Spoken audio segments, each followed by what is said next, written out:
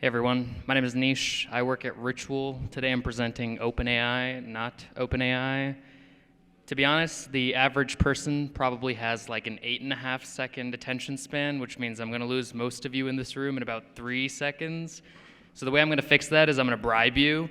Lunchtime is around the corner. On some of these slides in the top right corner, there's Chipotle gift cards.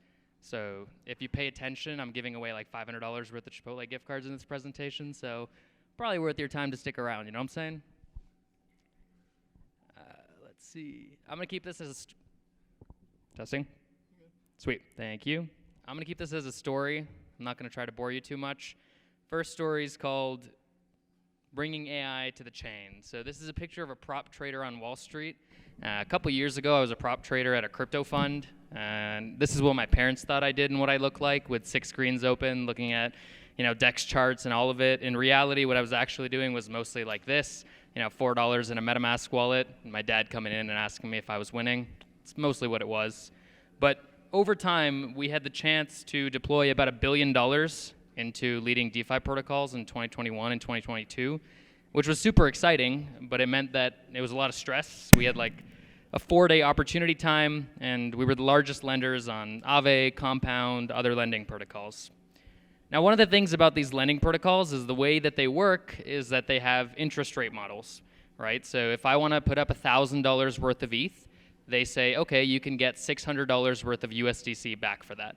And these are config parameters that are set up by these protocols, usually through governance. So as a prop trader, as somebody working at a firm, for us it was really important to go to governance and say, hey, update these parameters. So we'd go to Compound, or we'd go to these lending protocols, who would then further go out to simulation agencies like Gauntlet. These companies would then run their off-chain ML models that would figure out what the appropriate parameters were. They'd post these back into a governance proposal to update the protocol. Now, with a show of hands, how many of you have read this specific proposal? So 0 people. Now, with a show of hands, how many of you have read any governance proposal in the last month? I see maybe 1 hand. And candidly, that's basically the reality of governance today in crypto, which is nobody really looks at these things. And for the most part, it's the top addresses by voting weight, which happen to be VC funds and other large token holders that push these actions through on-chain. So at the end of the day, there's about $40 billion in DeFi that's being controlled by the people that don't really know anything about what's going on. They trust these off-chain entities to run the right ML models. And so to that extent, I'm sad because now it takes me 60 days to get a proposal through, and nobody knows what I'm doing. And you can take my word for it. You don't have to be like, I don't believe this, it's faster. About a year, 6 months, and 9 days ago, I proposed adding a fee switch to Uniswap. That only got in last week. And so if that doesn't tell you governance is slow and archaic, I don't know what else does. Now, on the other side of the things, you've got protocols that say, let's screw the governance, right? We don't need any of this. Let's let anyone permissionlessly add tokens. Let's let them add any collateral factors, update any config. And you get things like Cream Finance, which still gives me PTSD to this date. It was exploited 8 times for almost $200 million, I think, in 2021, 2022. And while we were trading this protocol, we were in and out in 24-hour periods, probably twice a month for 12 months. And so we were just on call around the clock because we knew it would get exploited, and we were on deck to make sure nothing could happen. Now, I don't think that's the right way to do it, and it can be better. If you were to go up to someone in traditional finance, go up to Wall Street and ask them, hey, how do you do your lending protocols? They'd probably laugh you out of the room if you said that, yeah, we update our config parameters manually once every 60 days via governance vote. Instead, they'd probably tell you, no, we've got credit risk models, we have interest rate models, we've got your lending profile, your credit score, we run that thousands of times per second, and finally, our black box model spits out an output that says, yes, you should get a loan, or no, you shouldn't get a loan. And really, there's no reason we shouldn't be able to do that on-chain, right? These models exist, they have for the last 30 years, but we're stuck in this paradigm where we have Solidity and this small, finite state machine where there's only so much you can really do. So to that extent, what we're doing with Ritual is we're bringing AI to the chain. We're making it so that you can take any Solidity smart contract that you have today, and you can swap out a ML model inference in like 5 lines of code. There's an example of that on the right side. So if you were a compound and you wanted to get the Gauntlet V3 asset prediction based on some inputs, paste that into your contract, and you're good to go. We'll handle the rest. So that's story one.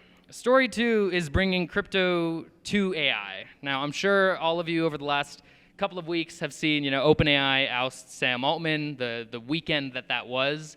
700 employees decide they want to jump ship to Microsoft. That's a problem, because today we have people that are actually building their businesses and their livelihood on top of these centralized APIs that, because of board of director conflicts, people that you don't know, people that I don't know, people somewhere in San Francisco, halfway across the world, I might not have a business tomorrow. And believe it or not, we've sort of solved this problem in crypto 10, 15 years ago, right? We have the provenance, the governance, the safety, the censorship resistance, all of these things out of the box, which could come pretty handy to existing AI companies today, right? If you could have these models distributed amongst people, if you can have them provable, verifiable, you don't have to worry about whether OpenAI exists tomorrow or Microsoft exists, whether they want me as a customer or they don't, because nobody has the choice, right? It's a permissionless system you can join and use. So that's kind of like bringing the chain to AI. And then finally, I'd be lying if I told you it wasn't right time, right place. Anyone that tells you otherwise, probably lying to you. It's pretty straightforward, right? We've seen more open source AI innovation in the last 18 months than we have in the decade before that. And it's probably only going to get faster and faster from here. So now is probably the time to capitalize on, making this a open layer that people can use. So brings me to Ritual. We're about 20 people. We've been building for about a year. And the whole idea is, how can we bring AI to the chain, and how can we bring blockchain primitives that have worked for the last 10 years to AI? And to that extent, we've got two products I'll walk you through. At this slide, I usually lose about 90% of the audience if I still have you, because you're like, wait, what am I looking at here? What are this diagram? That's why there's 2 Chipotle gift cards on this slide, all right? That's twice the bribe to be paying attention. But in reality, it's pretty simple. It's kind of like we support any EVM chain today, and the idea is just you can integrate into your smart contracts with about 5 lines of code, and we'll handle the rest. And the idea is you bring your ML model, you bring your smart contract, and we'll handle the orchestration of how to get the data from your contract to a node, how to get it from a node to a contract, the serialization, deserialization, kind of like a general purpose Oracle system. It's like if Chainlink wasn't just for price feeds, but for any type of compute. And specifically, we're starting with AI things to begin. Now, we've got docs. This isn't something that you can't use today or is coming out 6 months from today. You can use it today. There's like those 9 lines of code that basically handle everything that you need out of the box. Super straightforward. I've got a demo, but I'll probably pause on that till the end of it, since this is talking about agents. So I'll give you an example of what we've built, and then I'll circle back and prove to you that you can, in fact, do this with a couple of lines of code. So one of the first things that we did building this AI system was, let's build an AI agent. And what we wanted to experiment with was, can we give a LLM access to a bunch of money on-chain and then get people to try to convince it to dump that money and make them rich? And that's what we did. We went down to FriendTech. We set up this bot called FriendRug. And the idea is really simple. You go up to the bot and you convince it to buy or sell your key. So it's like, if I have a key that's $100, I say, hey, FriendRug, you should buy my key because I'm presenting at NPC Day today, and my key is going to pump after this presentation. Now, what happens next is we handle all of the parsing, all the validation, taking that out off-chain, and it pipes to 3 separate sets of a Mistral 7B LLM model, where basically we've given it a prompt like, hey, this is a message you received in a chat room. Do you think this person's key should be bought or not? And these 3 LLMs come together, and they either say, yeah, buy Anish's key, or they say, no, Anish is a grifter, don't buy his key. And they post all of these 3 responses directly on-chain. So you've got this string data on-chain, and this is the live smart contract on Base that you can take a look at if you really want. And to prove to you that it's basically 10 lines of code, you don't have to know how to code to read it. It's, collect a message, decode some output, store the rationale, so on and so forth. But now the problem is we've got these 3 LLM responses, and the chain doesn't understand English, right? In a Solidity smart contract, you can't say, yes, buy Anish's key and take that as a, okay, this is what's the conclusion. And so we've got another ML model. We have a classifier model, which we basically input these 3 strings into, and it tells us a single bit. Should we buy or should we sell? Or I guess 2 bits, should we do nothing? And so the idea is that you pipe it into a classifier model, and this has a ZK proof associated with it. Finally, that's published on chain, and a smart contract takes an action.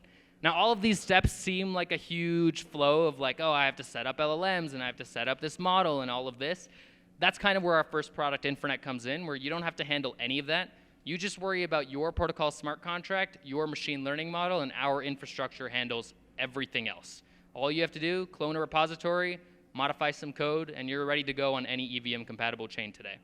And I mean, if you don't trust our infrastructure, it's basically a security bounty. You can go to friendrug.com. There's currently, it says 32,000, but according to ETH price, probably $36,000 in there today. So if one of you can convince the bot to buy your key, you know, enjoy Chipotle for life on me, I guess. The second product we're building is a chain. The idea behind it is super straightforward.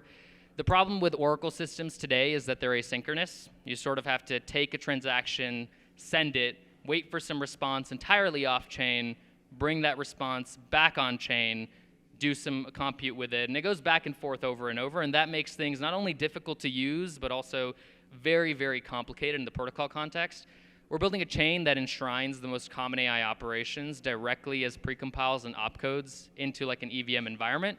And so you can imagine that at some point, you'll be able to deploy a smart contract that needs nothing but Solidity code, and you can integrate any models you want, whether that's classic models, regression models, diffusion-based models, LLMs, any type of output, and we'll handle the rest. We've got custom consensus, fast finality, all the bells and whistles that you would want from a chain to figure these things out, and you get the benefits of just using a protocol that works.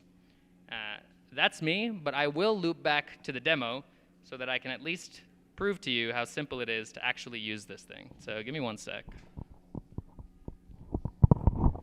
I'll mount this up so I can actually use a terminal. Let me see. Yep, you see it. Great. So we've got a quick start on our docs website that I had linked out to.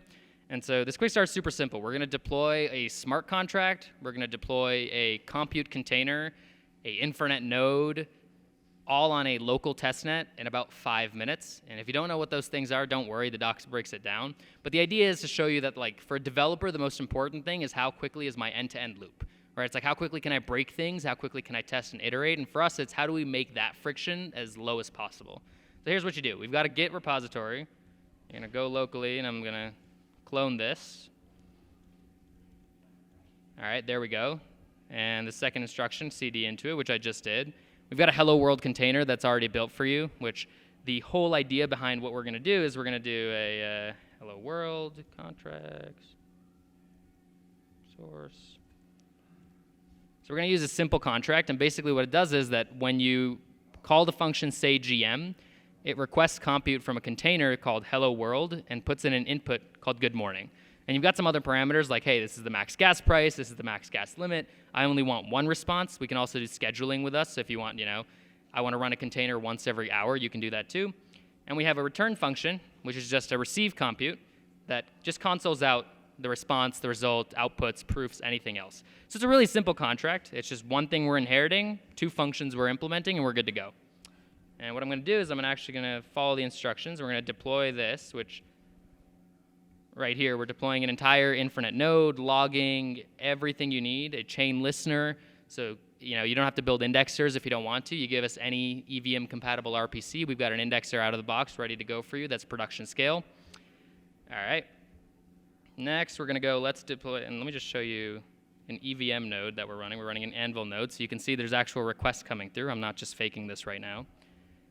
Let's deploy these contracts. So let's install some mandatory dependencies. Oops.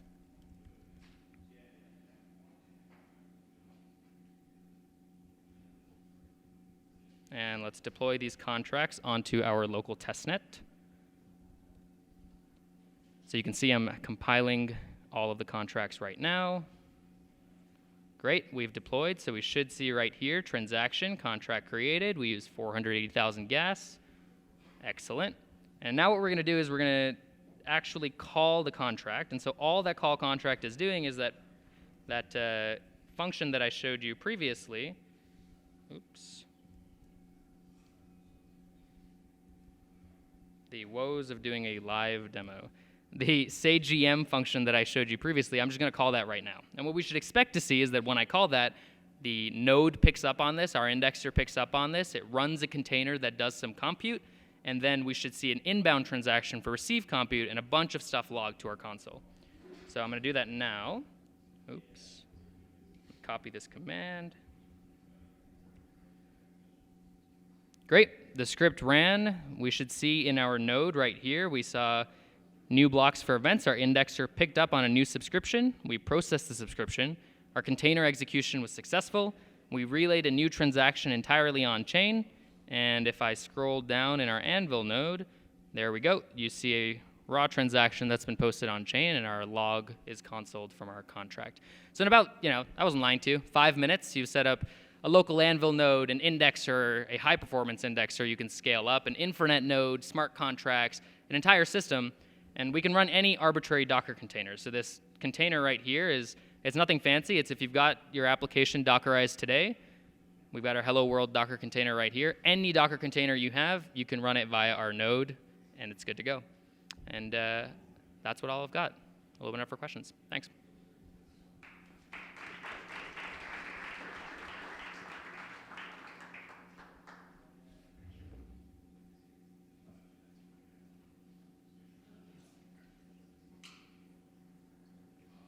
Yes.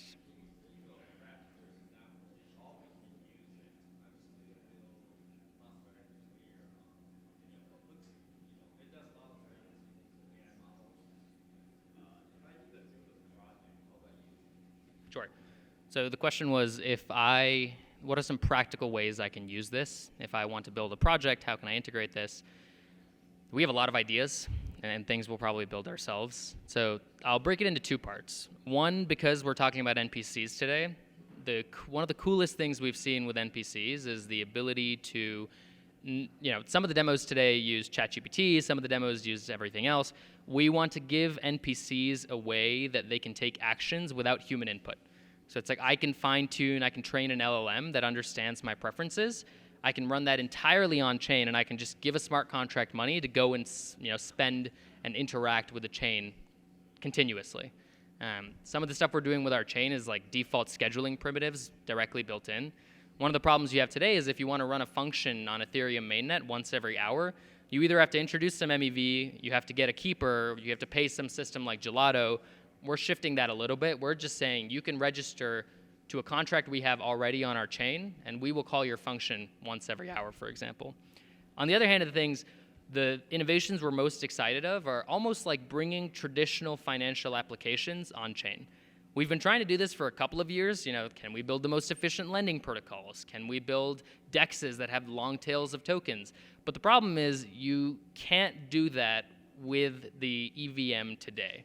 Right? It's a finite state machine. You can only encode so many operations, and there's like a 21 kilobyte limit, so if your code doesn't fit in that, good luck. And what we'd like to do is, train an ML model that has some input features, millions of parameters, and let the ML model take action by default. Some practical examples are Compound. So we will have, for example, lending protocols where the collateral factors are entirely determined by machine learning models. So there's no longer any notion of asking governance like, hey, can I add this token? Hey, what's the appropriate collateral factor? None of that is needed, which lets you do a lot of really cool things, like you can now have lending protocols where you can add your own protocols token or some other token out of the box without having to ask Compound for permission or ask Aave for permission, which I think is pretty cool because right now Compound has maybe 20 tokens, and I think there's thousands of tokens out there where we could open a market up for them.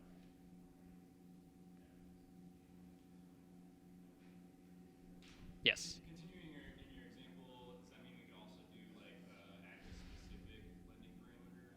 Like you're able to borrow at specific. Exactly. So basically, you can take any on-chain data that already exists and have that as input features, but we also allow you to do off-chain data. So, for example, EIP 712 delegate transactions and things like that. So if you wanted to provide your own off-chain data, and for credit protocols, credit risk protocols, that's one of the cool things we've been experimenting with, which is can we build a lender profile of all of the addresses that have ever interacted on chain, and based on that, give you preferred rates and protocols out of the box without having to, manually set like if Anish.eth is transacting. No, just train a black box model, iterate on that. And this is something that is not crypto specific, right? We've gotten really good at making really good machine learning models, right? There's entire trading firms built around this, which is what our thesis is, right? We're really good at making machine learning models. Why can't we use that on chain for chain data and sort of extend what our protocols can do? Yes.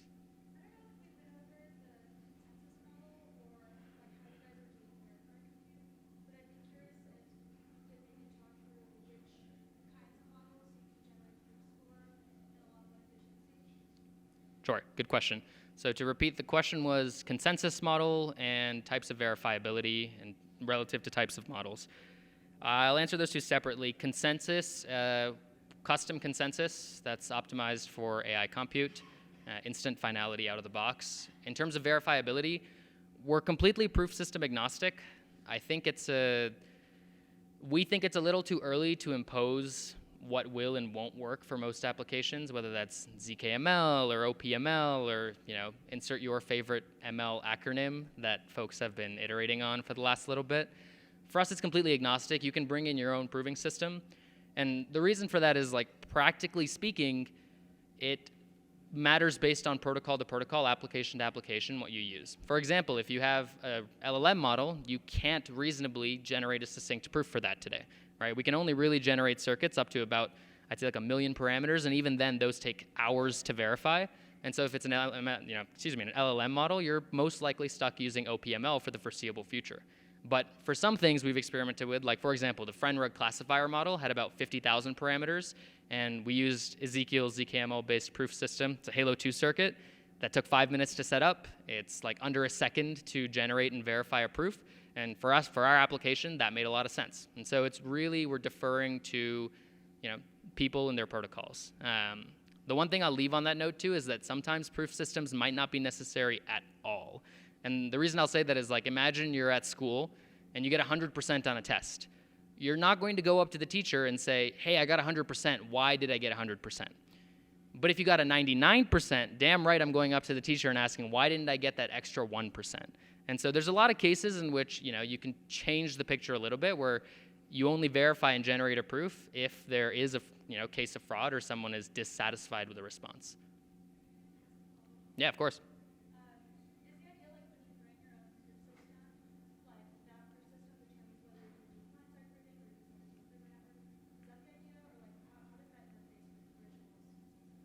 That's a good question. We have a out-of-the-box interface that you can extend your existing prover systems with. It's, like most things, 20 lines of code. It's basically just 2 functions, something like a verify proof and a response. And so if you have a prover system existing, like if you have a Halo 2 circuit verifier, if you have a Plonky 3 verifier, you can just plug that in directly. If you have a completely extraneous proving system, if you are a completely separate protocol and you want to say, hey, I want to ship this off to XYZ protocol and get a response back, you can do that today.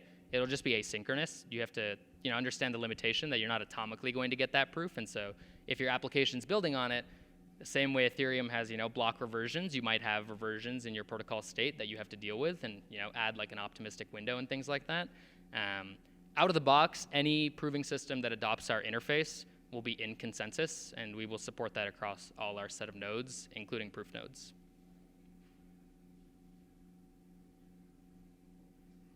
See, this is why I have to add the Chipotle codes, because things go really deep, really quick, and then I lose a lot of people. Any other questions? Okay. Thanks so much, folks.